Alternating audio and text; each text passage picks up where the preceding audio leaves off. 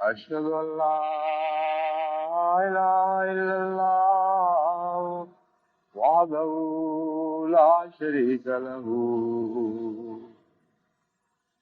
وأشهد أن محمدا عبده ورسوله أما بعد فأعوذ بالله من الشيطان الرجيم بسم الله الرحمن الرحيم الحمد لله رب العالمين الرحمن الرحيم مالك يوم الدين إياك نعبد وإياك نستعين اهدنا الصراط المستقيم صراط الذين أنعمت عليهم غير المغضوب عليهم ولا الضالين۔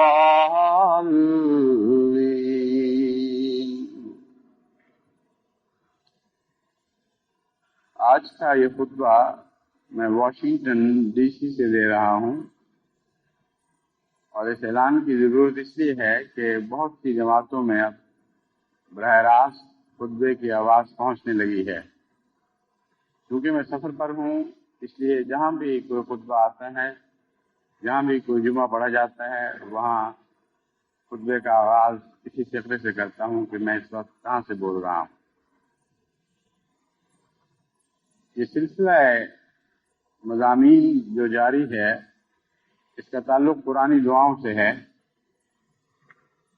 یعنی ان لوگوں کی دعاؤں سے جن کے متعلق ہم روزانہ سورہ فاتحہ میں یہ دعا کرتے ہیں کہ اے اللہ ہمیں ان انعام یافتہ لوگوں کی راہ پر چلا۔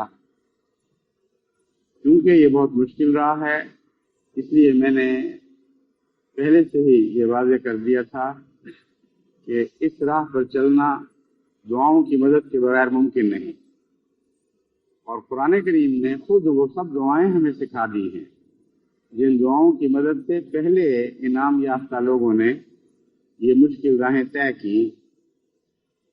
بس ان دعاؤں سے غافل رہ کر ہر نماز میں یہ دعا کرتے رہنا کہ اے خدا ہمیں سیدھے انعام یافتہ لوگوں کی راہ پر چلا، کوئی معقول طریق نہیں۔ ایک طرف تو ایک بہت ہی مشکل راہ پر چلنے کی دعا مانگی جا رہی ہے، دوسری طرف ان لوگوں کی اداؤں سے پوری طرح ناواقف جن لوگوں نے اس سے پہلے ان راہوں پر چل کر خدا سے انعام پائے تھے، اور خدا تعالیٰ نے ان کا ذکر تفصیل سے قرآن کریم میں محفوظ فرما دیا۔ یہ انعام یافتہ لوگ تھے، یہ کیا کرتے تھے، اور اس طرح مجھ سے دعائیں مانگا کرتے تھے، اور پھر اس طرح میں انہیں قبول فرماتا تھا اور ان پر مزید انعامات کی بارش نازل فرمایا کرتا تھا۔ حضرت ایوب کی ایک دعا پہلے بھی گزر چکی ہے، اب ایک اور دعا ہے جس کی ادا اس پہلی دعا سے کچھ مختلف ہے۔ قرآن کریم فرماتا ہے وَاذْكُرْ عَبْدَنَا أَيُّوبَ إِذْ نَادَىٰ رَبَّهُ أَنِّي مَسَّنِيَ الشَّيْطَانُ بِنُصْبٍ وَعَذَابٍ۔ سورہ فواد آیت 42۔ فرمایا کہ میرے بندے ایوب کو بھی تو یاد کرو، اذ نادا ربہ، جب اس نے بڑے درد سے اپنے رب کو پکارا اور یہ کہا کہ مجھے شیطان نے بہت ہی تکلیف اور عذاب میں مبتلا کر رکھا ہے۔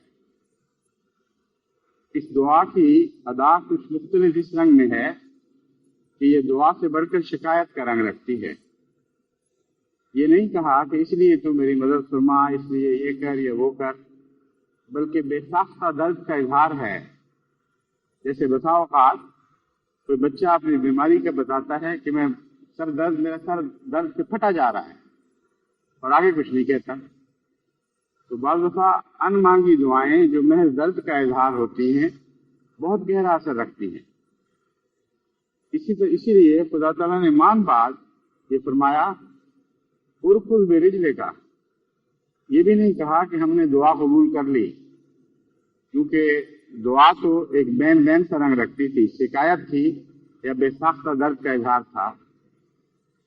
فوراً مان مخاطب ہو کے فرماتا ہے تو سوار ہو، ایک سواری پکڑ اور اپنی ایڑی سے اس کو تیز بھگا، حاضہ مختصر بارد و شراب، اور دیکھو یہ جگہ کیسی اچھے پانی پر مشتمل جگہ ہے، پانیوں پر مشتمل جگہ ہے، ٹھنڈی ہے اور بہت عمدہ نہانے کا پانی بھی اور پینے کا پانی بھی میسر ہے۔ دراصل یہ ہجرت کی طرف اشارہ تھا، اور بعد کے واقعات سے یہی ثابت ہوتا ہے کہ حضرت ایوب کو جس شیطان نے تنگ کر رکھا تھا وہ اس زمانے کا کوئی بہت ہی بڑا غاصب اور ظالم انسان تھا۔ حضرت ایوب کے متعلق کہانیاں تو بہت مشہور ہیں، لیکن قرآنی بیان سے جو بات ظاہر ہوتی ہے وہ یہی ہے کہ اگرچہ جسمانی بیماری بھی تھی مگر محض کوئی ایک تکلیف نہیں تھی، بلکہ آپ کے دشمن نے ہر طرح سے آپ کی زندگی آپ پر اجیرن کر رکھی تھی۔ آپ کے اموال لوٹ لیے گئے تھے، آپ کے جانوروں پر طرح طرح کی بیماریاں پھیلا دی گئی تھی، آپ کے خاندان میں سے بعض لوگوں کو آپ سے منحرف اور بدزن کر دیا گیا تھا، اور اتنے دردناک حالات پیدا کیے گئے کہ روایات میں آتا ہے کہ آپ کی بیوی بھی آپ کو چھوڑ کر الگ ہو گئی۔ ان تمام واقعات کا تو قرآن نے ذکر نہیں فرمایا، لیکن جس رنگ میں اس دعا کے بعد خدا تعالیٰ حضرت ایوب سے مخاطب ہوا، اس سے پہلی بات تو یہ پتہ لگتی ہے کہ ہجرت کا حکم تھا، ان حالات میں مزید ایسی جگہ میں ٹھہرنا مناسب نہیں ہے۔ دوسرا وعدہ یہ تھا کہ تمہیں ہم ایک ٹھنڈی چشمے والی جگہ میں پہنچا دیں گے، اور وہ ایسے چشمے ہیں جن سے تم اپنے جسم کو دھو تو شفا نصیب ہوگی۔ یہاں باردن سے مراد ٹھنڈ پیدا کرنے والا پانی ہے، ٹھنڈا پانی نہیں، کیونکہ تحقیق سے جہاں تک میں نے معلوم کیا ہے حضرت ایوب کو چونکہ جسمانی بیماری تھی، خارش کی، اور جسم پر ناسور پیدا ہو گئے تھے، اس لیے گندھک کے چشموں والے علاقے کی طرف آپ کی ہجرت ہوئی ہے جو گرم ہوتا ہے۔ لیکن جب ایک انسان کا جسم سوزش سے جل رہا ہو اور سخت بے قرار ہو تو گرم پانی جو اسے شفا دیتا ہے تو ہمیشہ یہ کہتے ہیں مجھے ٹھنڈ پڑ گئی، چین نصیب ہوا۔ تو باردن سے یہاں مراد ٹھنڈا پانی نہیں بلکہ تسکین بخش پانی ہے، صحت عطا کرنے والا پانی ہے۔ تبھی میں نے اس کا ترجمہ ٹھنڈا پانی نہیں کیا تھا بلکہ یہ کہا تھا کہ صحت بخش پانی۔ چنانچہ پینے کے لیے بھی اچھا تھا، لیکن پینے کے لیے ضروری نہیں کہ وہی پانی استعمال ہوا ہو، کیونکہ ہم نے دیکھا ہے ایسے علاقوں میں جہاں بہت گرم پانی کے ابلتے ہوئے چشمے ہوتے ہیں، ان میں جلد کے مریض جا کر نہاتے ہیں اور صحت یاب ہوتے ہیں، لیکن ساتھ ہی بہت ٹھنڈے پانی کے چشمے بھی ہوتے ہیں، اتنا ٹھنڈا پانی کہ بعض دفعہ اس میں ہاتھ رکھا نہیں جاتا۔ کلو منالی میں اس قسم کے چشمے بہت ہیں۔ بچپن میں مجھے یاد ہے ایک دفعہ حضرت خلیفۃ المسیح ثانی ہمیں وہاں لے کے گئے، اور گرم پانی اتنا تھا کہ اس میں ہاتھ ڈالنا ناممکن تھا، اور ساتھ ہی ٹھنڈے پانی کا چشمہ اتنا ٹھنڈا تھا کہ حضرت مسلم موعود نے انعام مقرر کیا کہ جو بچہ 1 منٹ ہاتھ رکھے گا میں اس کو اتنا انعام دوں گا، لیکن کوئی نہیں رکھ سکا۔ تو ایسی جگہ تھی جہاں مانوی طور پہ بھی بارد پانی تھا اور ظاہری طور پر بھی ساتھ ہی بارد پانی موجود تھا۔ ایک پانی شفا کے لیے بارد تھا اور ایک پینے کے لیے ٹھنڈ پیدا کرتا تھا اور اچھا پانی تھا۔ پھر فرمایا وَوَهَبْنَا لَهُ أَهْلَهُ وَمِثْلَهُمْ مَعَهُمْ رَحْمَةً مِنَّا وَذِكْرًا لِأُولِي الْأَلْبَابِ، اور ہم نے اس کے گھر والے بھی اس کو واپس کر دیے۔ معلوم ہوتا ہے ہجرت کے وقت وہ ساتھ نہیں گئے، جب ان کے حالات بہتر ہوئے تو پھر رفتہ رفتہ وہ ملنے شروع ہوئے۔ لیکن محض اہل و عیال ہی نہیں لیے، وہ مثلہم معہم، اور بہت سے خاندان ایسے مل گئے جو اپنے خاندان ہی کی طرح تھے۔ اور یہ امر واقعہ ہے، حضرت رسول اکرم صلی اللہ علیہ وآلہ وسلم نے جب ہجرت فرمائی تو جتنے خاندان رشتے دار پیچھے چھوڑے، ان سے بہت بڑھ کر محبت کرنے والے خاندان اور رشتے دار نصیب ہوئے، اور روحانی طور پر اہل مدینہ نے اخوت کا حق ادا کر دیا۔ کبھی ہجرت کرنے والوں کو اپنے خاندانوں میں وہ سکون نہیں ملا، ایسی محبت ان سے نہیں کی گئی جیسے مدینہ کے انصار نے ان سے محبت کی۔ یہاں تک کہ بہت سے ان میں سے ایسے تھے جنہوں نے اپنی آدھی جائیداد آنے والے مہاجرین کو بانٹ دی، اور اتنا جذبہ تھا اپنا سب کچھ ادا کرنے کا کہ ایک دفعہ ایک صحابی حضرت رسول اکرم صلی اللہ علیہ وآلہ وسلم کی خدمت میں حاضر ہوئے اور عرض کیا کہ میں نے مال جائیداد ہر چیز تو تقسیم کر دی ہے، مگر بیویاں میری زائد ایک سے زائد ہیں، میں چاہتا ہوں اگر اجازت ہو تو آدھیوں کو طلاق دے دوں، اور یہ جو مہاجر آئے ہیں بعض ان میں سے اپنی بیویوں کو پیچھے چھوڑ آئے تھے، میں ان کے ساتھ ان کی شادی کرا دوں۔ حیرت انگیز جذبہ تھا۔ بس حضرت ایوب کے متعلق بھی معلوم ہوتا ہے، وہاں کے جہاں ہجرت کی گئی وہاں کے لوگوں نے اسی طرح احسان کا سلوک کیا ہے، اور اللہ تعالیٰ کے ارشاد کے مطابق ایسا ہوا، ورنہ یہ فقرہ عجیب سا لگتا ہے۔ وَوَهَبْنَا لَهُ أَهْلَهُ، یہ تو ٹھیک ہے، ہم نے اس کے اہل اس کو واپس کر دیے، دوبارہ عطا فرما دیے۔ وَمِثْلَهُمْ مَعَهُمْ، اس جیسے اور بھی بہت سے۔ تو یہ ہجرت کا انعام تھا، اور میں نے بھی دیکھا ہے کہ پاکستان سے جب انگلستان آیا ہوں تو کثرت سے ایسے خاندان ہیں جو اس قدر محبت کا گہرا تعلق رکھتے ہیں کہ بالکل یوں معلوم ہوتا ہے کہ اپنے خاندان میں آ گئے ہیں، اور نہ صرف یہ کہ فرق نہیں لگتا بلکہ کئی پہلوؤں سے زیادہ محبت اور شفقت کا اظہار کرنے والے خاندان ہیں۔ تو جب میں یہ آیت پڑھتا ہوں ہمیشہ مجھے مدینہ کی بات بھی یاد آتی ہے اور اپنے اس سفر کے بعد اللہ کی رحمت بھی یاد آتی ہے۔ لیکن جو خاص نقطہ یہاں غور کے لائق ہے وہ یہ ہے کہ دعا بعض دفعہ بن مانگے محض درد کے اظہار کے نتیجے میں قبول ہوتی ہے۔ اس سے پہلے ایک حضرت موسیٰ کی دعا کا ذکر گزرا ہے، اس میں آپ نے عرض کیا کہ رب انی لما انزلت الی من خیر فقیر، کہ میرے خدا میں مانگتا کچھ نہیں، تو بہتر جانتا ہے مجھے کس چیز کی حاجت ہے، بس جو تو چاہے میں اسی کا فقیر ہوں۔ اور اس کے نتیجے میں خدا تعالیٰ نے ہر ضرورت کو پورا کر دیا۔ یہ گزشتہ خطبے میں نے اس پر تفصیل سے روشنی ڈالی تھی۔ اب یہ بھی ایک ملتی جلتی دعا کی ادا ہے کہ اظہار درد تو ہے لیکن طلب کوئی نہیں ہے، یہاں تک کہ اللہ تعالیٰ خود فرماتا ہے کہ ہاں ہم نے سن لیا، تو بہت دکھ میں ہے، بہت تو نے صبر کیا، اب تو یہ کام کر۔ صبر کیا، تو نے صبر کیا کہ لفظ یہاں تو نہیں آئے، لیکن اس دعا کے بعد خدا کے سلوک کا ذکر چلتے ہوئے اس بات پر بات ختم ہوتی ہے، انا وجدناہ صابرا نعم العبد انہ اواب، کہ ہم نے اسے یعنی ایوب کو بہت ہی صبر کرنے والا پایا۔ نعم العبد، کیا ہی اچھا بندہ تھا۔ عبد ہو تو ایسا ہو۔ نعم العبد کا محاورہ اس رنگ کا مضمون ہے جیسے ہم اردو میں کہتے ہیں کیا خوب انسان تھا، انسان ہو تو ایسا ہو۔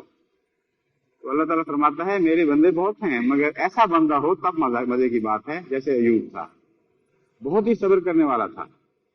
انہ اواب، اور کثرت سے میری طرف جھکنے والا تھا۔ بس دعا کی قبولیت کے پیچھے یہ مزاج بھی تو ہیں جنہیں اپنانا ہوگا۔ محض درد کا اظہار کافی نہیں ہے، خصوصیت کے ساتھ درد کا اظہار اگر ایسے بندے سے کی طرف سے ہو جو صابر ہو تو دل پر بہت گہرا اثر پڑتا ہے۔ اور عام انسانی معاملات میں نے تجربہ کر کے دیکھا ہے کہ بعض لوگ چھوٹی چھوٹی باتوں پر درد کا اظہار کرتے ہیں، وہ مانگے بھی تو ایسا ان کو دینے کو دل نہیں چاہتا، اس طرح بے ساختہ، جس طرح بعض بندے جن کو عادت نہیں ہے مانگنے کی، وہ خاموش رہتے ہیں اور صبر پر صبر کرتے چلے جاتے ہیں. جب ان کا صبر ٹوٹتا ہے تو بے اختیار دل پھٹنے لگتا ہے ان کے لیے، اور انسان کہتا ہے کہ بہت ہی تکلیف میں ہوگا جب اس نے یوں ہاتھ پھیلایا ہے. تو ایک تو اس دعا سے پہلے حضرت ایوب کا صبر ہے جس نے ایک پس منظر بنایا، اور پھر اواب کا مطلب ہے ہر بات میں خدا کی طرف دوڑتا تھا، غیر کی طرف نہیں جاتا تھا.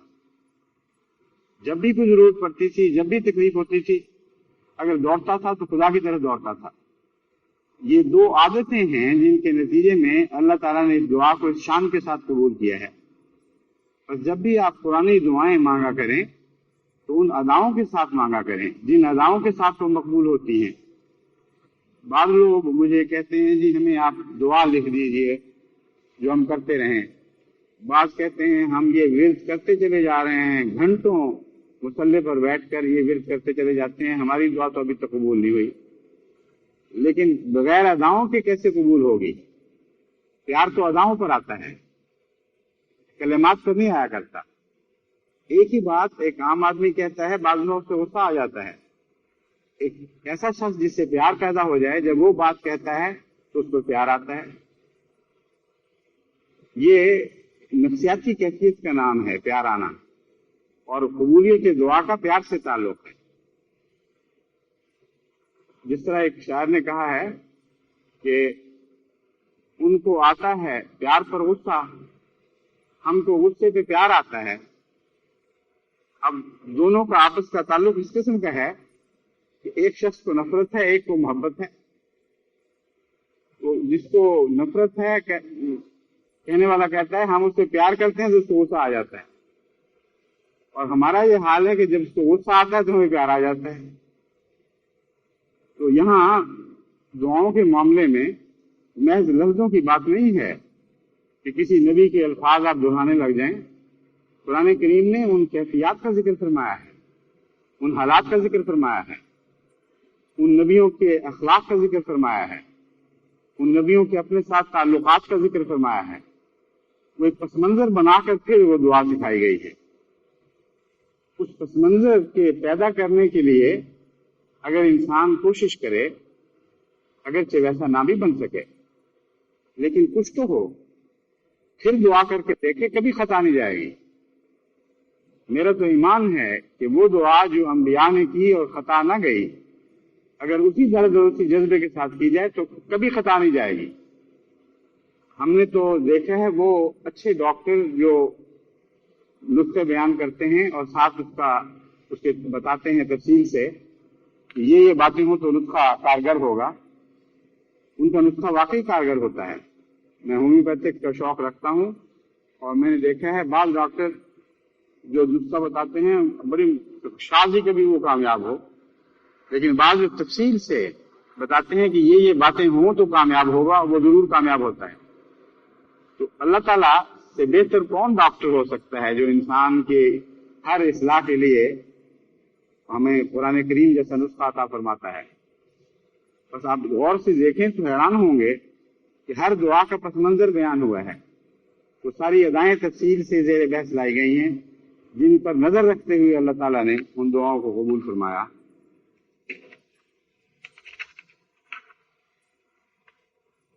اب ایک دلچسپ دعا ایسی ہے جو بندے نہیں کر رہے بلکہ فرشتے کرتے ہیں. فرمایا الذین یحملون العرش ومن حولہ یسبحون بحمدہ ویسبحون بحمد ربہم ویؤمنون بہ ویستغفرون للذین آمنوا،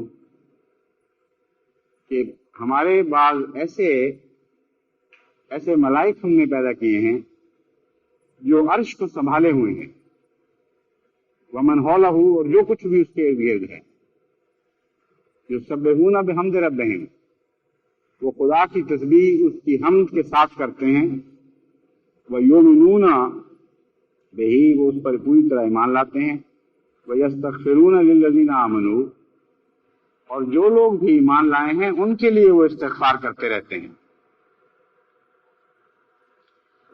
اس آیت کا اکثر مفسرین یہ ترجمہ کرتے ہیں کہ گویا نعوذ باللہ من ذالک عرش کوئی ایسا تخت ہے آسمان پر کہیں جس پر خدا بیٹھا ہوا ہے اور اس کو کچھ فرشتے کندھوں پر اٹھائے ہوئے ہیں اور یہ ان فرشتوں کی دعا ہے۔ یہ بالکل ایک جہلانہ تصور ہے، اس کی کوئی حقیقت نہیں ہے۔ اللہ تعالیٰ تو ساری کائنات کو اٹھائے ہوئے ہے، اس کو اٹھانے والا کون ہے؟ اس لیے عرش سے مراد ہرگز وہ کسی قسم کا کوئی جسمانی عرش نہیں۔ عرش کے مختلف معنی ہیں، قرآن کریم میں مختلف جگہ عرش مختلف معنی میں استعمال ہوا ہے، اور عرش سے نظام کائنات بھی مراد ہے۔ چنانچہ قرآن کریم میں اللہ تعالیٰ فرماتا ہے جب ہم نے زمین و آسمان کو پیدا کیا، اس کے بعد کیا ثم استویٰ، پھر اللہ تعالیٰ نے عرش پر استوا کیا۔ تو عرش سے مراد وہ ساری کائنات تھی اور اس کا نظام تھا جس کو خدا نے پیدا کیا اور پھر اس کو سنبھال لیا، اس کا انتظام چلایا۔ بس وہ طاقتیں جو نظام کائنات کو چلانے والی طاقتیں ہیں، اور نظام کائنات کی جب ہم بات کرتے ہیں تو صرف ظاہری نظام کائنات نہیں بلکہ روحانی نظام کائنات بھی ہے، اور یہاں غالباً اسی کا ذکر ہے کہ وہ خدا کے پیدا کردہ فرشتے یا وہ طاقتیں جو روحانی نظام عالم کو چلانے کی ذمہ دار ہیں، وہ خدا کی حمد کرتی ہیں، اس کی تسبیح کرتی ہیں، اور پھر یہ عرض کرتی ہیں کہ اے خدا مومنوں سے مغفرت کا سلوک فرما۔ فرشتوں کی طرف زیادہ دھیان اس لیے جاتا ہے کہ یہاں اپنے لیے انہوں نے استغفار نہیں مانگی۔ یہ بھی ممکن تھا اس آیت کا ترجمہ کہ خدا کے فرشتہ صفت انسان یہ دعا کرتے ہیں، لیکن فرشتہ صفت انسانوں میں سب سے بڑھ کر تو حضرت محمد رسول اللہ صلی اللہ علیہ وآلہ وسلم تھے۔ وہ پہلے اپنے لیے استغفار فرماتے تھے، پھر مومنوں کے لیے استغفار فرماتے تھے۔ کیونکہ ملائکہ کو بدی کی طاقت نہیں ہے، ان کو اختیاری نہیں ہے، اس لیے وہ اپنے لیے استغفار کر ہی نہیں سکتے۔ وہ ان کے لیے بے اختیاری کی بات ہے۔ بس اس لیے یہاں ترجمہ یہی کرنا پڑے گا کہ ایسے فرشتے جو روحانی نظام کو چلانے والے ہیں، ان کا دل بھی چاہتا ہوگا کہ ہم بھی استغفار کریں، اور چونکہ ان پر اطلاق نہیں پاتی استغفار، اس لیے وہ خدا کے مومن بندوں کے لیے استغفار کرتے ہیں، اور استغفار اس طرح کرتے ہیں ربنا وسعت کل شیء رحمتا و علما، اے ہمارے رب وسعت کل شیء رحمتا و علما، تو نے اپنے علم اور رحمت کے ذریعے ہر چیز پر احاطہ کر لیا ہے۔ تیرا علم بھی ہر چیز پر حاوی ہے اور تیری رحمت بھی ہر چیز پر حاوی ہے۔ فاغفر للذین تابوا، بس ان لوگوں کے لیے مغفرت کا سلوک فرما جو توبہ کرتے ہیں، واتبعوا سبیلک، اور جو تیری رستے پر چلتے ہیں، وقہم عذاب الجحیم، اور ان کو آگ کے عذاب سے بچا۔ ربنا وادخلهم جنات عدن التي وعدتهم ومن صلح من آبائهم وازواجهم وذرياتهم انك انت العزيز الحكيم، اے ہمارے رب ان کو ہمیشگی کی جنتوں میں داخل فرما دے، وہ جنتیں جن کا تو نے ان سے وعدہ کر رکھا ہے، اور ان کو بھی جو ان کے آباء و اجداد میں سے اچھے لوگ تھے، وذریاتہم، اور ان کی اولادوں کو بھی، انک انت العزیز الحکیم، یقیناً تو غالب علم رکھنے والا اور صاحب حکمت ہے۔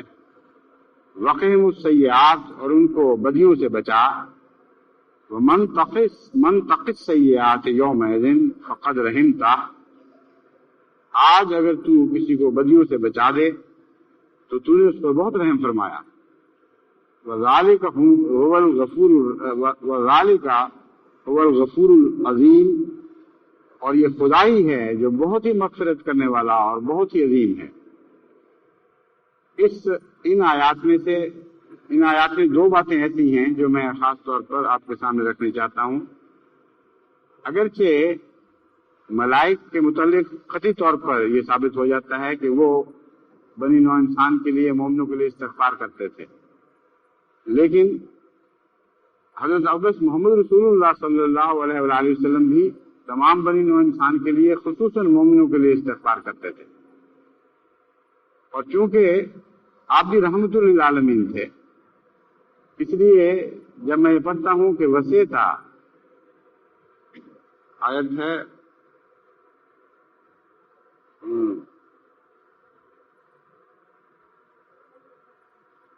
ربنا وسعت کل شیء رحمتا و علما، اے ہمارے رب تو ہر چیز پر اپنی رحمت کے ذریعے عام ہو گیا ہے۔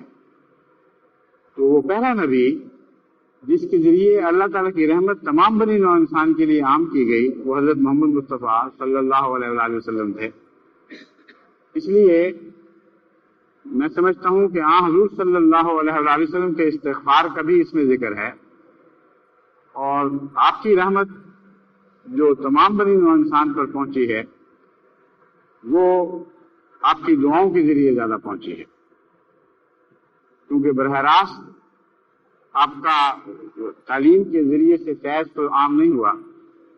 علما میں تعلیم کا ذکر ہے اور رحمہ میں آپ کی برکتوں کا ذکر ہے۔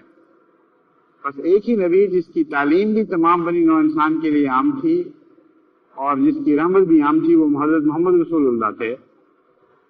اگرچہ تعلیم تو سب جگہ نہیں پہنچ سکی اور آج بھی نہیں پہنچ سکی، آج بھی جس ملک میں ہم بیٹھے ہوئے ہیں، اس ملک کے اکثر باشندے حضرت محمد رسول اللہ صلی اللہ علیہ وسلم کی اس تعلیم سے غافل ہیں جو تمام بنی نوع انسان کے لیے تھی۔ لیکن آپ کی رحمت ضرور پہنچی ہے، اور رحمت اگلوں کو بھی پہنچی ہے، پچھلوں کو بھی پہنچی ہے، اور تمام عالم کو پہنچی ہے۔ اس مضمون کو سمجھنے کے لیے آپ کو یہ بات یاد رکھنی چاہیے کہ یہ ہماری طرف سے محض دعویٰ نہیں ہے بلکہ ایک حقیقت ہے۔ حضرت صلی اللہ علیہ وسلم کو مقصود کائنات بتایا گیا ہے، اور چونکہ شریعت میں ترقی کرتے ہوئے بالآخر جس طرح ارتقاء انسان تک پہنچا، حضرت محمد رسول اللہ علیہ وسلم کی تعلیم تک پہنچنا تھا، گویا اسلام میں شریعت کا ارتقاء ہے۔ اس پہلو سے جو پہلے لوگ تھے ان سب کو جو تربیت دی گئی وہ اسی طرف قدم بڑھانے کی غرض سے تربیت دی گئی، اور تمام دنیا میں جہاں جہاں بھی اللہ تعالیٰ کی طرف سے شریعت نازل ہوئی اور رحمت کے نزول ہوئے، ان سب کو بالآخر حضرت صلی اللہ علیہ وآلہ وسلم کی طرف سے پیدا کی جانے والی عالمی برادری کا جز بننے کے لیے تیار کیا جا رہا تھا۔ پھر جس طرح درخت کو پھل لگتا ہے تو ہم سمجھتے ہیں کہ یہ اپنی مراد کو پہنچ گیا، لیکن پھل لگنے کے بعد تو اس کی خدمت نہیں کی جاتی۔ درخت کی خدمت تو بیج ڈالتے وقت بلکہ بیج ڈالنے سے پہلے شروع کر دی جاتی ہے۔ جب آپ مٹی کھودتے ہیں، اس کو نرم کرتے ہیں، جب آپ کھاد کا انتظام کرتے ہیں اور پانی کا انتظام کرتے ہیں، ابھی بیج بویا بھی نہیں تو یہ سب انتظام شروع ہیں۔ پھر بیج بوتے ہیں، پھر وہ درخت بنتا ہے اور مسلسل اس کی نگہداشت جاری رہتی ہے، یہاں تک کہ بالآخر وہ پھل پیدا کرنے لگ جاتا ہے۔ بس حضرت اقدس محمد رسول اللہ صلی اللہ علیہ وآلہ وسلم کا فیض اگر زمانے میں بھی پہلوں کو پہنچا اور کائنات میں بھی ہر جگہ عام تھا تو یہ کوئی فرضی دعویٰ نہیں ہے، بلکہ حضرت صلی اللہ علیہ وآلہ وسلم کو مخاطب کرتے ہوئے اللہ تعالیٰ نے فرمایا لولاک لما خلقت الافلاک، اے میرے بندے اگر تجھے پیدا کرنا مقصود نہ ہوتا تو میں کائنات کو پیدا نہ کرتا، کیونکہ اس کائنات کا پھل تو ہے، اس کا مقصود تو ہے۔ تو جیسا میں نے پیدا کرنا تھا بیچ میں دوسرے بھی پیدا ہو گئے، اور درخت کے پھل کے لیے لکڑی بھی تو پیدا ہوتی ہے، پتے بھی تو پیدا ہوتے ہیں، اور ان کے مختلف فوائد بھی دنیا کو پہنچتے ہیں۔ تو یہ وہ معنی ہے جس معنی میں سمجھتا ہوں کہ فرشتے خدا سے عرض کرتے ہیں کہ اے خدا تیری رحمت اور علم تو سب دنیا میں عوام ہو چکے ہیں، فاغفر للذین تابوا واتبعوا سبیلک وقہم عذاب الجحیم، اس لیے ہر اس شخص پر رحم فرما، اس کی توبہ قبول کر جو تیری طرف توبہ سے جھکتا ہے، اور اسے آگ کے عذاب سے بچا۔ یہاں یوم اذن کا معنی بھی سمجھ آ جاتا ہے۔ اس دعا میں فرشتے عرض کرتے ہیں وقیم السیئات ومن تقی السیئات یوم اذن فقد رحمتہ۔ یہاں یوم سے مراد زمانہ ہے۔ عام طور پر تو عقل میں یہی بات آنی چاہیے کہ جس زمانے میں بھی خدا کسی پر رحم کرے وہ اس نے کسی کو بخش دے، بہت اس نے رحم کیا۔ یوم دن سے کیا مراد ہے؟ فرشتے یوں کو کہتے ہیں آج جس کو تو بخش دے وہ مراد کو پہنچ گیا۔ مراد یہ ہے کہ جو زمانہ محمد مصطفیٰ صلی اللہ علیہ وآلہ وسلم میں بخشا جائے اس کی کیا ہی شان ہے۔ یہ وہ زمانہ ہے جو خدا سے رحمت طلب کرنے والا اور خدا کی طرف توبہ کے ساتھ رجوع کرنے کا زمانہ ہے۔ دوسرے، اس آیت کے ذریعے ہمیں رحمتا یعنی تو نے رحم کیا کہ ایک ایسی تشریح معلوم ہوئی جو اس سے پہلے معلوم نہیں تھی۔ ہم دعا کرتے ہوئے یہ کہتے ہیں ربنا فاغفر لنا واعف عنا واغفر لنا وارحمنا، قرآن کریم کی دعا ہے جو ہمیں سکھائی، واعف عنا ہم سے درگزر فرما، واغفر لنا اور ہمیں بخش دے، وارحمنا اور ہم پر رحم فرما۔ عام طور پر دعا کرنے والا یہ سمجھتا ہے کہ رحم سے مراد یہ ہے کہ ہماری حالت ظاہر ہے، جس سے فقیر کہتا ہے کہ بھوکے ہیں، ننگے ہیں، کچھ ڈال دے، کچھ دے دے، رحم فرما۔ لیکن رحم کا معنی یہاں اس سے بہت زیادہ گہرا ہے۔ چنانچہ ملائکۃ اللہ نے آخر پر جا کر اس مضمون کو کھولا اپنی دعا کے دوران۔ وہ عرض کرتے ہیں وَمَن تَقِ السَّيِّئَاتِ يَوْمَئِذٍ فَقَدْ رَحِمْتَ،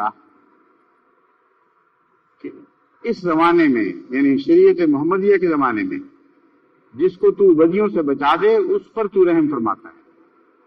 یعنی تیرے رحم کا مطلب ہے کسی کو بدیوں سے بچانا، اور خصوصاً زمانہ نبی میں جو شخص بدیوں سے بچا رہے، کیونکہ سب سے بڑی آزمائشیں بدیوں کے لیے زمانہ نبی میں مقدر تھی، وہی ہے جس کے متعلق ہم کہہ سکتے ہیں کہ تو نے اس پر رحم فرمایا۔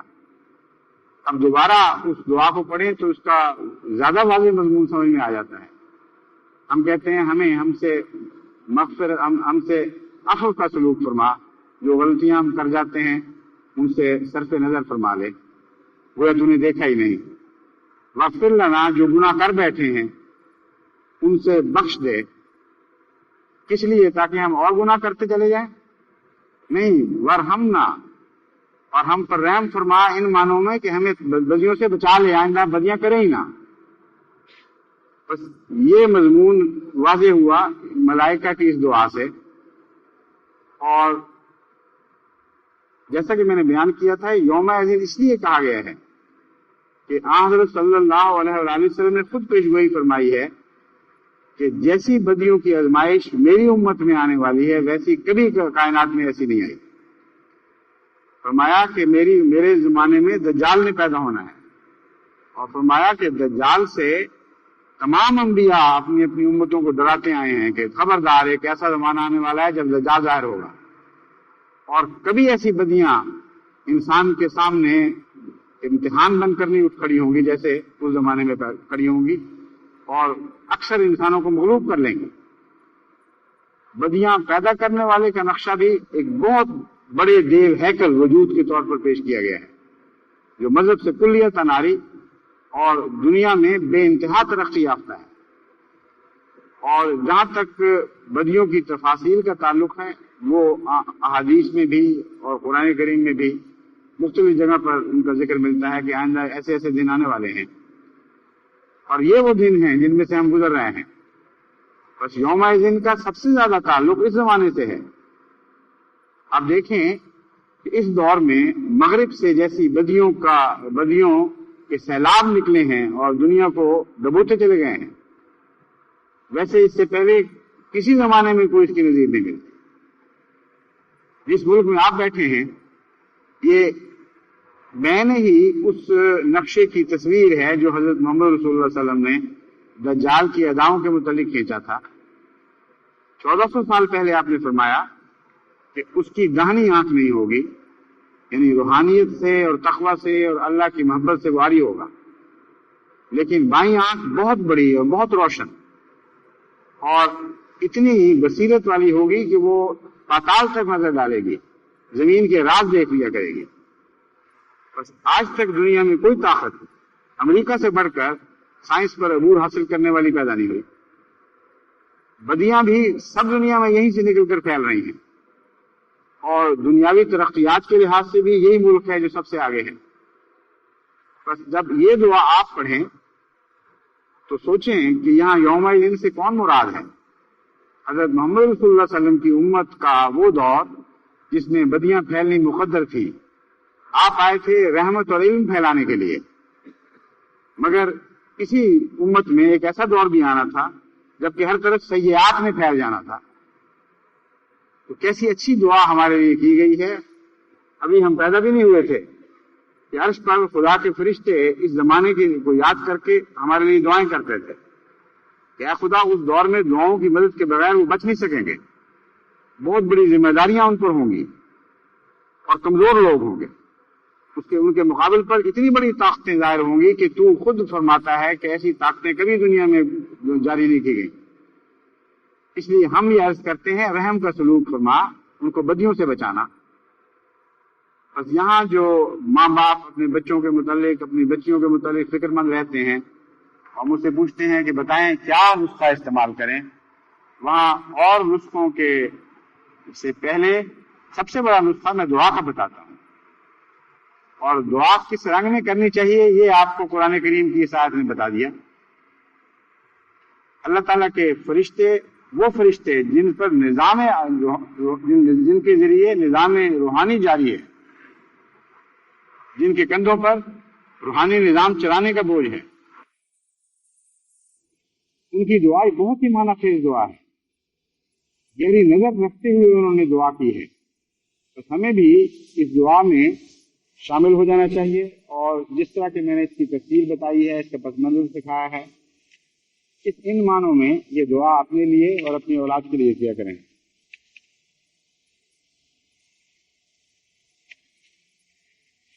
ایک اور دعا ہے جو اللہ تعالیٰ نے خود حضور صلی اللہ علیہ وآلہ وسلم اور آپ کے صحابہ کو سکھائی.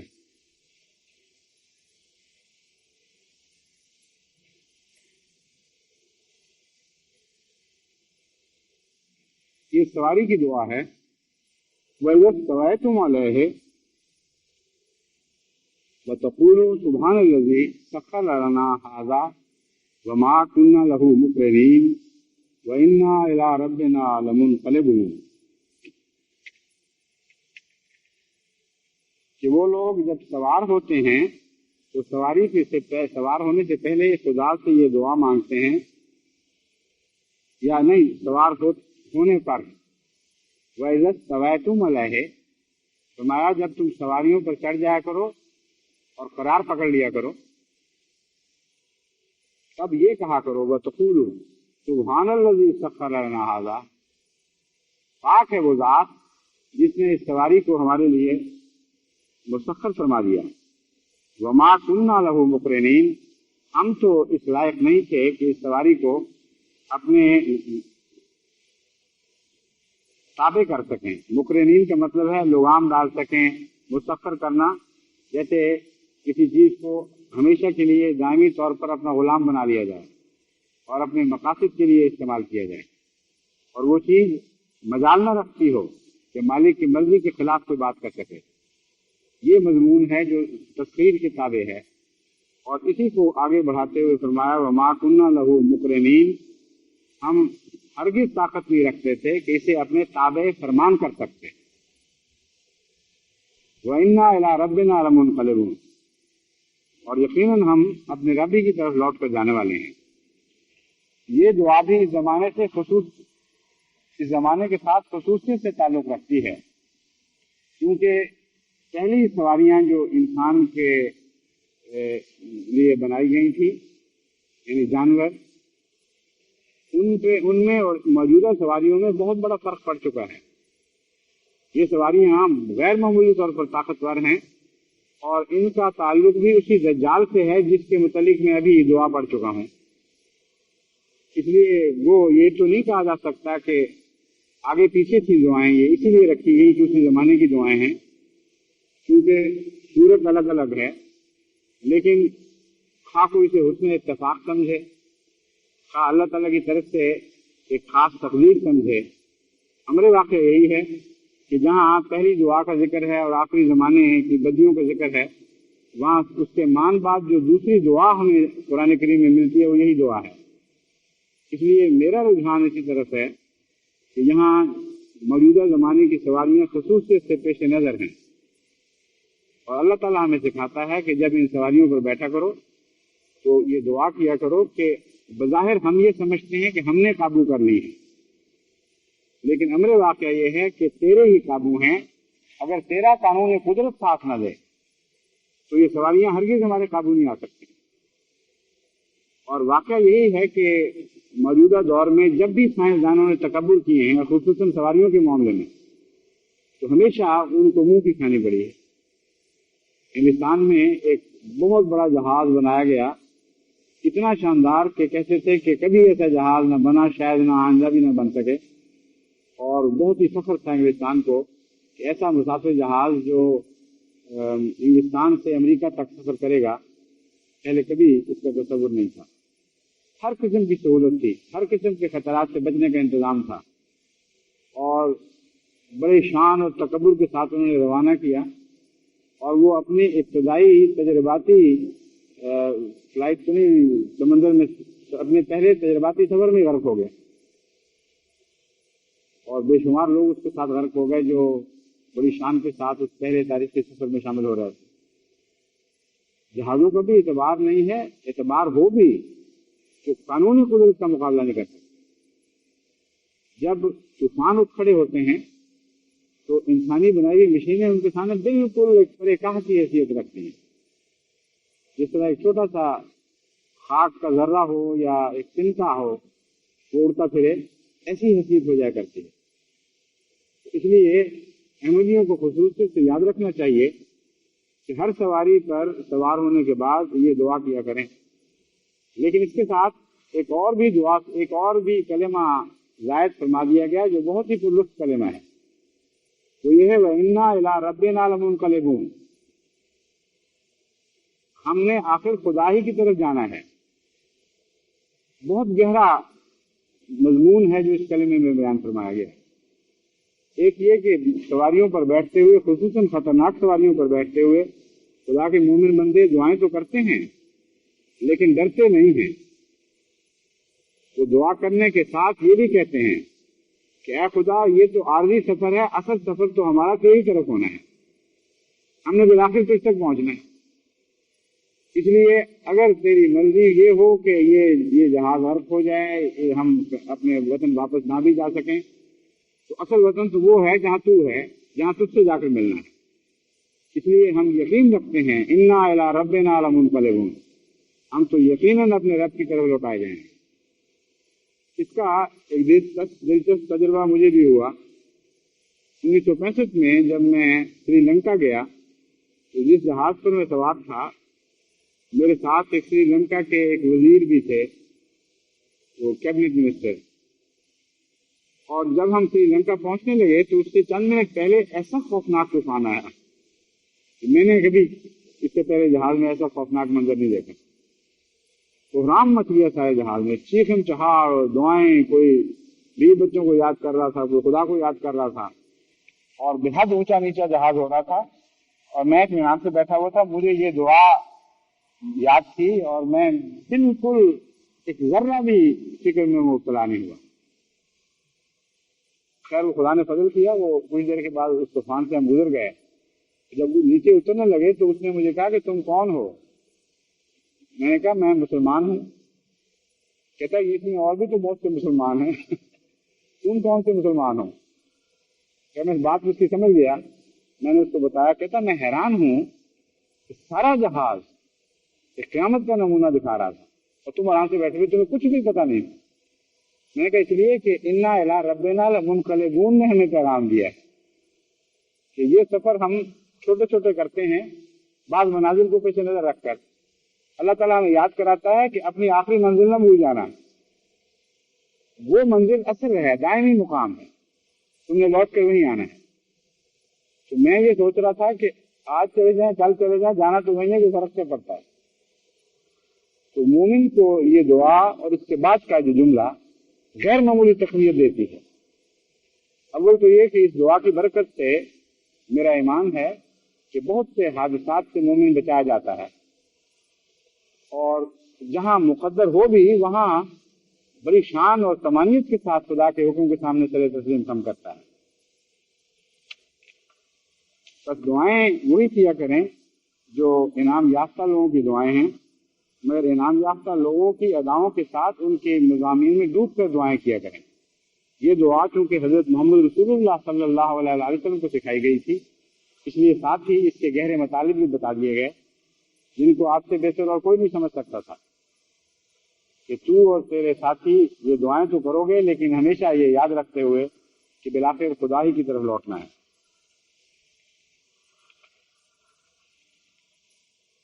اب ایک دعا ہے جسے ہم کہہ سکتے ہیں کہ الانسان کی دعا، یعنی الانسان سے مراد ہے انسان کامل کی دعا، کیونکہ خدا تعالیٰ نے اسی طرح اس دعا کو پیش کروایا ہے، اور اس سے میں سمجھتا ہوں کہ یقیناً یہ حضرت اقدس محمد رسول اللہ صلی اللہ علیہ وسلم کی دعا ہے۔ اس میں الانسان کے لفظ کے سوا اور بھی اشارے ہیں جو اس دعا کو حضرت صلی اللہ علیہ وسلم کی دعا بتاتے ہیں۔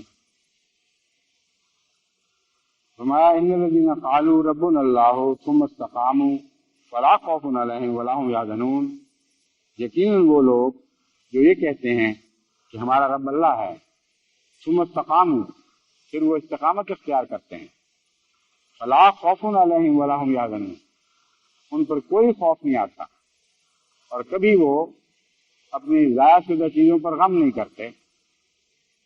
یحزنون کا یہ مطلب نہیں ہے کہ غم کے موقع ان کو میسر نہیں آتے، اس کا مطلب یہ ہے کہ جب خوف آتے ہیں تو آتے ضرور ہیں لیکن وہ ان سے ڈرتے نہیں، مرعوب نہیں ہوتے، بلکہ ہر خوف کے وقت خدا کا خوف ان پر غالب رہتا ہے اور دنیا کے خوفوں سے ان کو بچاتا ہے۔ پھر کچھ نہ کچھ نقصان بھی پہنچتا ہے جیسا کہ قرآن کریم میں دوسری جگہ بیان فرمایا گیا، لیکن ان نقصانوں کے نتیجے میں غم میں مبتلا نہیں ہوتے۔ جاتا ہے تو کہتے ہیں ٹھیک ہے چلا گیا۔ اور احمدیہ تاریخ ہمیں بتاتی ہے کہ اللہ تعالیٰ کے فضل سے اس دور میں بھی حضرت محمد رسول اللہ صلی اللہ علیہ وسلم کے ایسے غلام پیدا ہوئے جن کا سب کچھ لوٹ لیا گیا لیکن مسکراتے رہے، غم میں مبتلا نہیں ہوئے۔ میں نے ایک دفعہ پہلے بھی خطبے میں ایک نوجوان کا ذکر کیا تھا جو 1974 کے فسادات میں مجھے ملنے آیا، حضرت خلیفۃ المسیح ثالث سے ملنے آیا تھا، تو میں وقت جدید میں ان دنوں کام کیا کرتا تھا، وہ میرے پاس بھی آ گیا اور داخل ہوا تو باتیں کھلی ہوئی، مسکراتا ہوا، ہنستا ہوا، بہت خاص خوشی کے مزاج کے ساتھ داخل ہوا۔ اس کا نام نصیب تھا۔ اس کو اس حال میں دیکھ کے میں نے کہا نصیب کیا بات ہے کہ بہت کچھ تم نے پا لیا ہے جو اس طرح تم اتنے خوش ہو رہے ہو؟ اس نے کہا یہی سوال خلیفۃ المسیح ثالث نے بھی مجھ سے کیا تھا اور ان کو بھی میں نے یہی جواب دیا تھا کہ آج ہم نے خدا کی راہ میں سب کچھ کھو دیا ہے، یہ خوشی ہے۔ ملیں تھی چاولوں کی، کارخانے کے، بہت خدا کے فضل سے کھاتا پیتا گھر تھا۔ انہوں نے بتایا کہ سارا دن ٹرک لا لا کے وہ بوریاں ڈھوتے رہے، دھونا پنجابی میں کہتے ہیں سامان لادنا اور دوسری جگہ لے جانا، اور کسی نے نہیں پوچھا، نہ پولیس آئی نہ کسی کو پرواہ ہوئی، یہاں تک کہ سب کچھ صاف ہو گیا، تو کارخانہ بھی برباد، دیواریں منہدم کر دی گئیں۔ اور میں اب اس لیے خوش ہوں کہ بہت مزے میں ہوں کہ اب سب کچھ اللہ نے پھر دوبارہ دینا، ہم نے تو جو کچھ تھا وہ خدا کی سوچ کر دی۔ تو یہ مطلب ہے لا ولا هم یحزنون۔ اس کے برعکس وہ لوگ جن میں ایمان کی کمی ہوتی ہے ان کو آپ دیکھیں، چھوٹا سا نقصان پہنچے تو جان کر ضیاع کر بیٹھتے ہیں، اپنی جان ضیاع کر دیتے ہیں غم میں بھول بھول کے۔ تو کتنا فرق ہے، کتنے عظیم شان بندے ہیں جو محمد رسول اللہ صلی اللہ علیہ وسلم کے غلام ہیں اور آپ ہی کی تربیت یافتہ ہیں۔ اللہ تعالیٰ ان کے متعلق فرما رہا ہے ان الذین قالوا ربنا اللہ، دیکھو کیسے شاندار بندے ہیں میرے، جب وہ یہ کہہ دیتے ہیں کہ اللہ ہمارا رب ہے تو پھر کسی اور کو رب نہیں مانتے۔ یہاں ربنا اللہ میں یہ مضمون ہے، رب کا مطلب ہے پرورش کرنے والا، سب کچھ عطا کرنے والا، زندگی کے گزارے دینے والا، ادنا حالتوں سے ترقی دے کر اعلیٰ حالتوں کی طرف لے جانے والا۔ رب تو وہ خدا کو کہیں مگر دنیا کی طاقتوں سے ڈر جائیں اور ان کو رب سمجھ لیں، خدا فرماتا ہے ایسا نہیں ہوتا۔ میرے بندے وہی ہیں جو مجھے رب کہنے کے بعد کہ میرے ہو رہتے ہیں، اور نشانی ان کی کیا ہے؟ لا خوف علیہم ولا هم یحزنون، کوئی دنیا کا خوف ان پر غالب نہیں آتا، بے خوف ہو جاتے، اور جو بھی نقصان پہنچ جائے ان کو غم نہیں ہوتا، ہمیشہ سکینت کی حالت میں زندگی بسر کرتا۔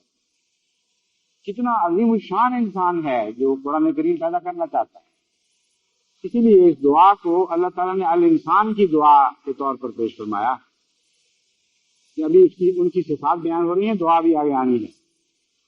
فرمایا اولئک اصحاب الجنت خالدین فیہا، یہی وہ لوگ ہیں جو جنتوں میں داخل کیے جائیں گے اور پھر ہمیشہ رہیں گے، ان جنتوں سے ان کو کبھی نکالا نہیں جائے گا۔ جزاء بما کانوا یعملون، یہ ان کے اعمال کی جزا ہے، جیسا کہ وہ ہمیشہ کے لیے خدا کے ہو گئے تھے، خدا ہمیشہ کے لیے ان کا ہو جائے گا۔ وَوَصَّيْنَا الْإِنسَانَ بِوَالِدَيْهِ إِحْسَانًا، ہم نے الانسان کو یعنی محمد رسول اللہ کو، انسان کامل کو یہ نصیحت فرمائی کہ اپنے والدین سے احسان کا سلوک کرو۔ یہاں یہ سوال ضرور اٹھتا ہے کہ حضرت صلی اللہ علیہ وآلہ وسلم نے تو اپنے والدین کا منہ نہیں دیکھا، والدہ کو دیکھا لیکن تھوڑے عرصے کے لیے، اور والد تو بعض روایات کے مطابق آپ کے پیدا ہونے سے پہلے فوت ہو چکے تھے۔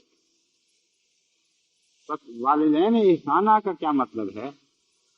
یہاں دراصل حضرت صلی اللہ علیہ وآلہ وسلم کو جو نصیحت ہے وہ تمام بنی نوع انسان کو نصیحت ہے، کیونکہ انسان کامل کو جو نصیحت کی جائے اس میں تمام ادنا انسان شامل ہو جاتے ہیں، اور یہی وجہ ہے کہ مزید کسی تمہید باندھنے کی ضرورت نہیں پڑی۔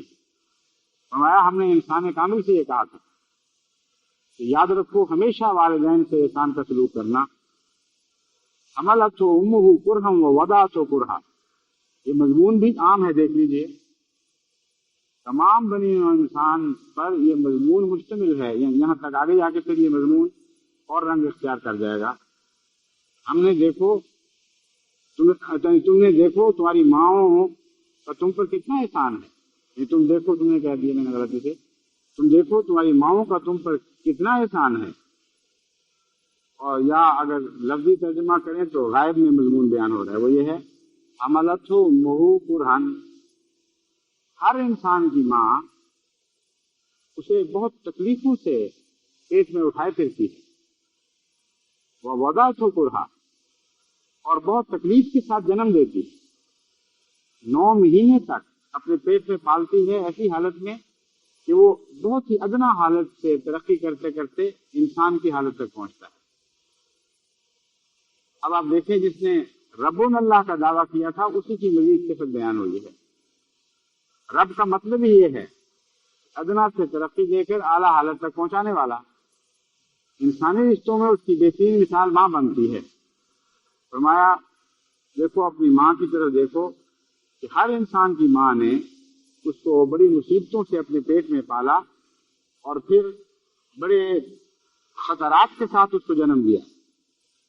وَحَمْلُهُ وَفِصَالُهُ 30 شہرا، اور یہ عرصہ پیٹ میں اٹھائے پھرنے کا اور پھر اس کو وضع حمل کا، پھر دودھ پلانا، یہ 30 مہینوں تک پھیلا ہوا ہے۔ حَتَّى إِذَا بَلَغَ أَشُدَّهُ وَبَلَغَ 40 سَنَةً، یہاں تک کہ جب وہ 40 سال کی عمر کو پہنچ گیا اور بلغ 40 سنة بلغ اشدہ، بلوغت کو پہنچ گیا اور 40 سال کی عمر کو پہنچ گیا۔ قال رب اوزعنی ان اشکر نعمتک التی انعمت علی، اس نے یہ دعا کی جو میں بیان کروں گا۔ یہاں میں نے کہا تھا نا کہ آگے جا کے مضمون بدل جائے گا۔ ایک مضمون ہے عام جو سارے بنی نوع انسان پر مشترک ہے، ہر ایک کی ماں اسی طرح اس کو جنم دیتی ہے، لیکن ہر شخص احسان مند نہیں ہوا کرتا۔ اب واپس حضرت محمد رسول اللہ صلی اللہ علیہ وسلم کی طرف مضمون لوٹ گیا ہے، ایک عام واقعہ بیان کر کے جو سب بنی نوع انسان پر مشترک ہے، پھر الانسان بمعنی محمد رسول اللہ اس مضمون کو دوبارہ اٹھا لیا گیا اور یہ کہا گیا کہ جب وہ بلوغت کو پہنچا اور 40 سال کی عمر تک وہ پہنچا، اور 40 سال کی عمر آپ کی نبوت کی عمر تھی، اس لیے 40 سال کا لفظ استعمال ہوا ہے، ورنہ ہر انسان تو 40 سال کی عمر پر پہنچنے کے بعد یہ بات نہیں کہا کرتا۔ بس یقیناً قطعی طور پر یہاں حضرت اقدس محمد رسول اللہ صلی اللہ علیہ وسلم مراد ہیں، اور آپ کا نقشہ بیان فرماتا ہے کہ آپ نبوت پانے کے بعد کیا دعائیں کیا کرتے تھے۔ فرمایا قال رب اوزعنی ان اشکر نعمتک التی انعمت علی وعلی والدی، اے میرے رب مجھے توفیق عطا فرما کہ میں اس نعمت کا شکریہ ادا کر سکوں جو تو نے مجھ پر کی، اور اس نعمت کو تمام کر دیا۔ یعنی تمام کا مضمون لفظ ظاہر نہیں، مگر نبوت میں تمام کا مضمون شامل ہوتا ہے، اس لیے میں نے لفظ تمام داخل کیا۔ آیت کریمہ فرماتی ہے رب اوزعنی ان اشکر نعمتک التی انعمت علی، اے میرے رب مجھے توفیق عطا فرما کہ میں اس نعمت کا شکریہ ادا کرتا رہوں، شکریہ ادا کر سکوں، اس کی توفیق پاؤں جو تو نے مجھ پر فرمائی، وعلی والدی، اور اپنے والدین پر جو تو نے، میرے والدین پر جو تو نے نعمت کی ہے اس کا بھی میں شکر ادا کروں۔ اب دیکھیں یہاں والدین سے آن وسلم کے احسان کا ذکر یہاں نہیں فرمایا، اس لیے کہ آپ کے والدین پہلے گزر چکے تھے۔ یہ مضمون لگتا ہے دو دھاگوں سے بنا ہوا ہے، کبھی عام ہو جاتا ہے کبھی خاص ہو جاتا ہے۔ عام ہو جاتا ہے تو تمام بنی نوع انسان پہ پھیل جاتا ہے، جب سمٹتا ہے تو حضرت محمد رسول اللہ صلی اللہ علیہ وسلم کی ذات میں سمٹ آتا ہے۔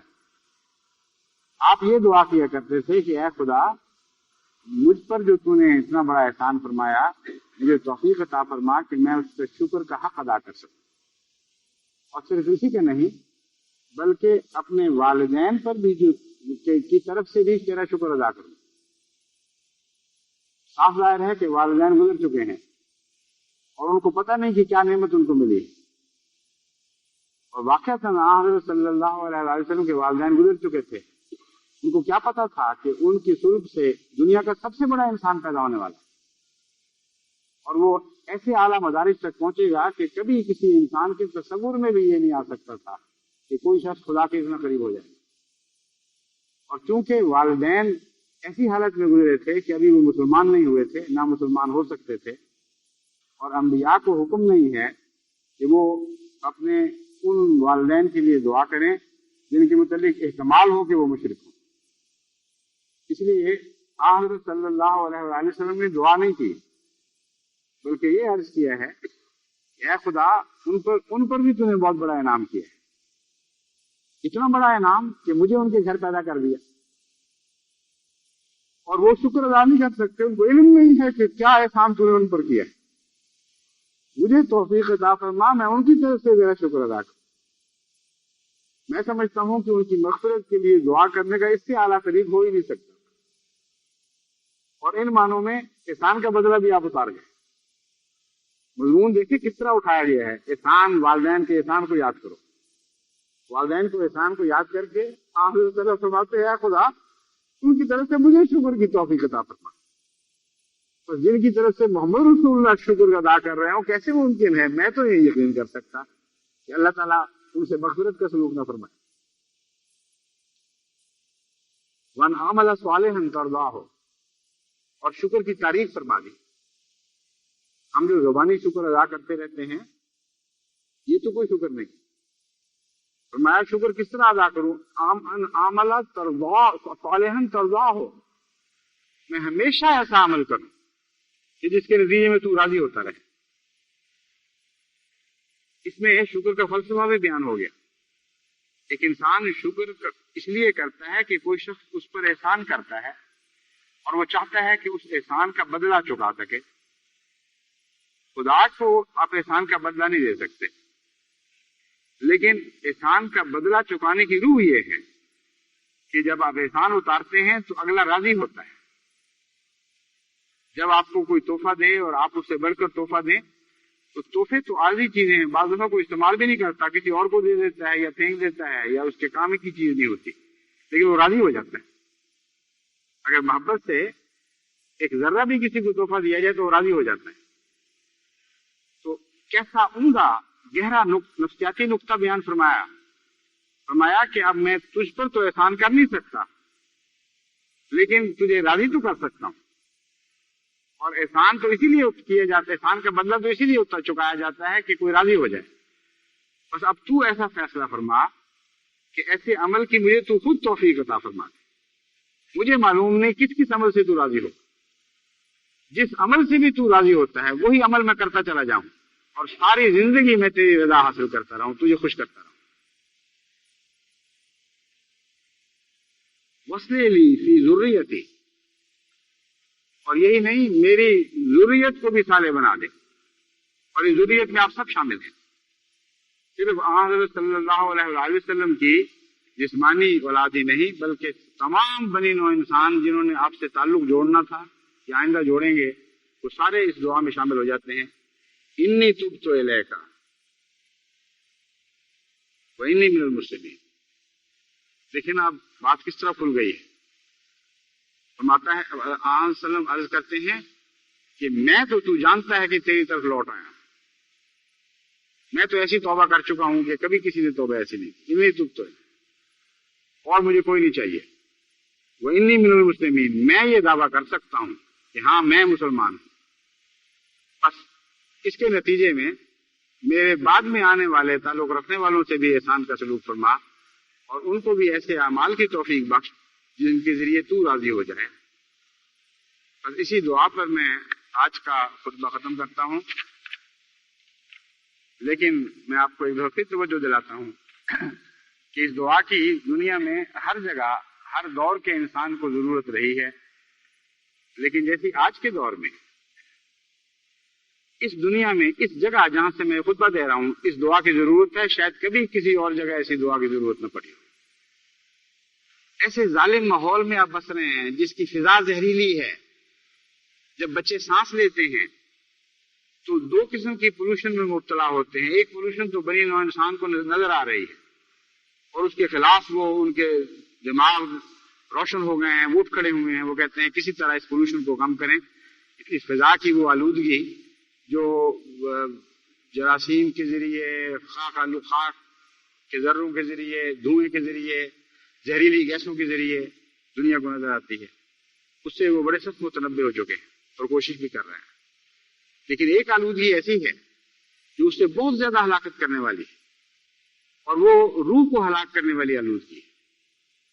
وہ اس فضا میں اتنی زیادہ ہے کہ اگر ان کو پتہ لگے کہ کس فضا میں دم لے رہے ہیں تو ان کے دم نکل جائیں اس خوف سے کہ ہم کیا سانس ہیں جو ہم اپنے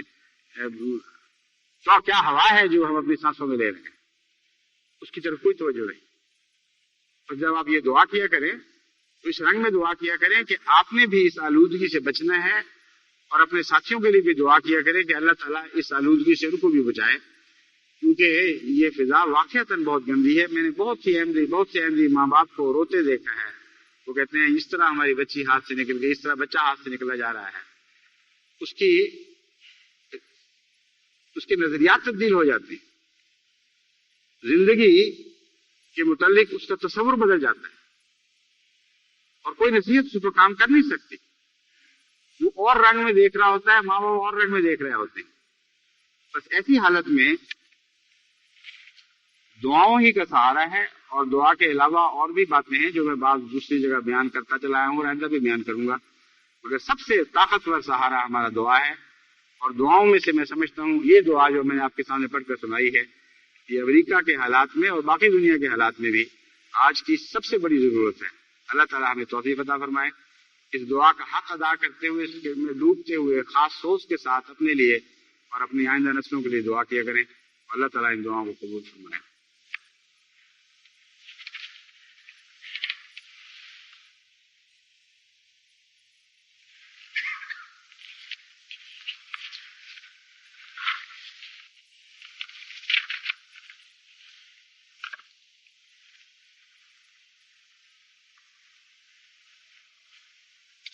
الحمد لله نحمده ونستعينه ونستغفره ونؤمن به ونتوكل عليه ونعوذ بالله من شرور أنفسنا ومن سيئات أعمالنا. من يهده الله فلا مضل له ومن يضلله فلا هادي له. ونشهد أن لا إله إلا الله وحده لا شريك له. ونشهد أن محمدا عبده ورسوله. عباد الله رحمكم الله، إن الله يأمر بالعدل والإحسان وإيتاء ذي القربى وينهى عن الفحشاء والمنكر والبغي يعظكم لعلكم تذكرون. اذكروا الله يذكركم وادعوه يستجب لكم ولذكر الله أكبر.